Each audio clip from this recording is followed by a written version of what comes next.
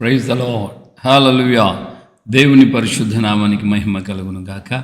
క్రీస్తునందు నా ప్రియమైన దేవుని బిడ్డలని మీ అందరికీ ఉదయకాలపు శుభములు తెలియజేస్తున్నాను. ప్రియమైన దేవుని బిడ్డలారా, ఎలా ఉన్నారు? మనం ఆయన కృపచేత ఈ 6వ మాసంలో ప్రవేశించబడ్డాం కదా.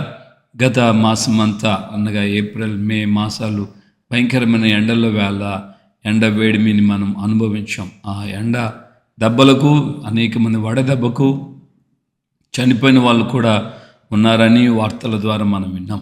కానీ దేవుని యొక్క కృపచేత మనం ప్రార్థన చేస్తూ ఉండగా కాలానుగుణముగా దేవుడు యొక్క ఋతువులను బట్టి వర్షాన్ని కూడా ఆయన అనుగ్రహించి మన ప్రాణములను ఆయన తెప్పరిల్లి చేశాడు. సో ఇటు మన జీవితాల్లో కావచ్చు, అటు నేల మీద కూడా మనం గమనించిన భయంకరమైనటువంటి ఎండ వేడిమి చాలా ఇబ్బంది పెట్టింది. ఒక సందర్భంలో మరి మీ పరిస్థితి ఎలా ఉందో కానీ నా పరిస్థితిలో రోజుకు 3 సార్లు స్నానం చేసిన సందర్భాలు కూడా ఉన్నాయి. అంత భయంకరమైన ఉక్కుపోత, చెమట, ఇబ్బంది, బాగా ఆ యొక్క ఎండ వేడిమికి అనుభవాలు మనం అనుభవిస్తూ వచ్చాం. ఆ విధంగా మనం దేవుని యొక్క కృప చేత, కనికరం చేత సకాలంలో వాతావరణ శాఖ కూడా సకాలంలో వర్షాలు, ఋతుపవనాలు మన దేశం, మన రాష్ట్రాల మీదకి వచ్చాయని వాళ్ళు చెప్పడం కూడా జరిగింది. ఆ విధంగానే దేవుని లేఖనంలో మనం గమనిస్తే దేవుడే అంటున్నాడు, నేను తొలకరి వర్షమును కడవరి వర్షమును ఆ యొక్క దేశం మీదకి నేను కుమ్మరించేదను అని దేవుని యొక్క వాక్యం తేటగా చెప్తుంది. వీళ్ళారా, మనం గమనించాలి, దేవుడు తొలకరి వర్షమును కడవరి వర్షమును కుమ్మరించి సేద్యగాడికి, భూమిని సేద్యం చేసే వ్యక్తికి కావలసిన అనుకూలమైన అనువైన వాతావరణాన్ని ఆయన సృజిస్తున్నాడు. ఆ విధంగానే దేవుని వద్ద నుండే వర్షము అనుగ్రహించబడుతున్న విషయాన్ని మనం గుర్తు చేసుకోవాలి. ఇదే ఆధ్యాత్మికమైన జీవితంలో కూడా మనం అన్వయించుకున్నప్పుడు దేవుని యొక్క వాక్యం ఈ ఎండ వేడిమి అనేది శ్రమకు, బాధకు, కష్టానికి, తాళలేని పరిస్థితికి మనకు అవి సూచనలుగా కనబడుతున్నాయి. అలాగే ఆధ్యాత్మికంగా మనం అనేకమైన పరిస్థితుల మార్గాలు గుండా, తాళలేని పరిస్థితుల్లో కూడా మనం వెళ్ళిన సందర్భాలలో దేవుడు మన పరిస్థితి, మన దేవుని యొక్క దాసుడు పౌలు గారు చెప్పినట్లుగా దేవుని లేఖనాల్లో మనం చూస్తున్నాం. ఆయన మనము శోధించేదానికంటే, మనం శోధింపబడగలిగినంత వరకంటే కూడా ఎక్కువగా ఆయన మనల్ని శోధించుడు అని దేవుని యొక్క లేఖనం తేటగా చెప్తుంది.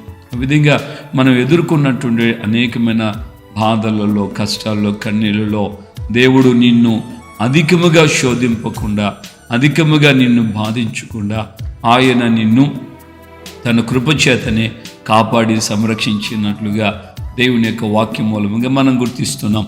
సో ఆధ్యాత్మికంగాను శారీరకంగాను ఈ వర్షం ఏ విధంగా ప్రాణమును తెప్పరిల్లి చేసిందో, మన ప్రాణాత్మ శరీరాలకి కాస్త ఆ యొక్క ఎండవేడిమి నుంచి విముక్తి కలిగిందో, ఆ విధంగానే మన వ్యక్తిగత జీవితాల్లో కూడా ఆయన యొక్క కృపా కనికరం అనే వర్షం మన మీద కుమ్మరించబడినందువలన మనం ఎదుర్కొంటున్నటువంటి సమస్యలు, కన్నీళ్ళు, వేదన, దుఃఖం నుండి ఆయన మనకు విడుదల అనుగ్రహించు దేవుడై ఉన్నాడు. దేవునికి మహిమ కలుగును గాక.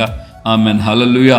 మరి ఈ సమయంలో దేవుని యొక్క వాక్యానికి అనుగుణంగా దేవుని మీద ఆయన కృపా వర్షం, కనికర వర్షం, దీవెన వర్షం మన మీద కుమ్మరించబడేటట్లుగా మనం ఆయన సన్నిధిలో ప్రార్థన చేసినట్లయితే నిత్యముగా దేవుడు తప్పకుండా మనకు ఆయన సహాయం చేస్తాడు. ఈ మాసం 2వ తేదీ ఉదయం 4 గంటల ప్రాంతంలో నేను ప్రార్థన చేసుకొని పడుకున్నా.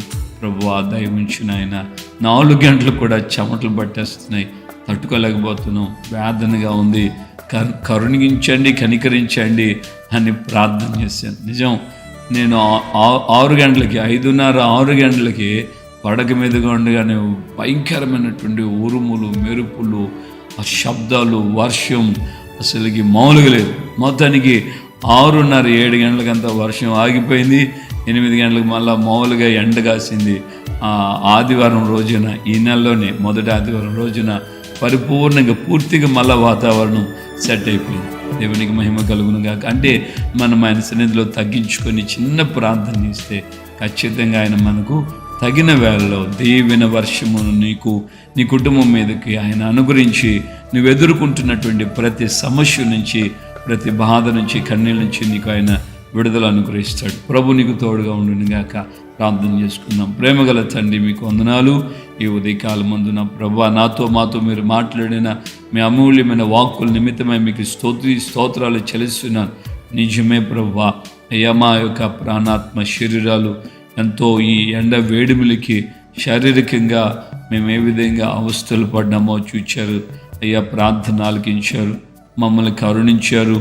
సకాలములో వర్షాలని ఈ యొక్క ప్రాంతము, ఈ దేశం మీదకి మీరు అనుగ్రహిస్తున్నారు. అందుకు మీకు కృతజ్ఞతాస్తుతి చెల్లిస్తున్నాం. అలాగే ఆధ్యాత్మికమైన జీవితంలో కూడా మేము సహించలేని, భరించలేని వేదన, నిందలు, కన్నీళ్ళు, దుఃఖం, వీటన్నిటి మధ్యలో కూడా ప్రభు మీరు మాకు చాలిన దేవుడై ఉండి మమ్మల్ని మీరు చేపట్టుకొని నడిపిస్తూ మాకు సహాయం చేస్తున్నారు. అందుని బట్టి మీకు కృతజ్ఞతాస్తుతి చెల్లిస్తున్నాను ప్రభు. ఇదిగో ఈ సమయంలో నా తండ్రి, అయ్యా ఒక్కొక్కరి మీద దీవెన వర్షమును వారి వారి కుటుంబాల మీద కూడా మీరు అనుగ్రహించండి. మీ నామాన్ని ఘనపరచుకుని ఘనత, మహిమ, ప్రభావాలు మీరు మాత్రమే పొందమని యేసు నామములో ప్రార్థన చేసి పొందున్నాము తండ్రి.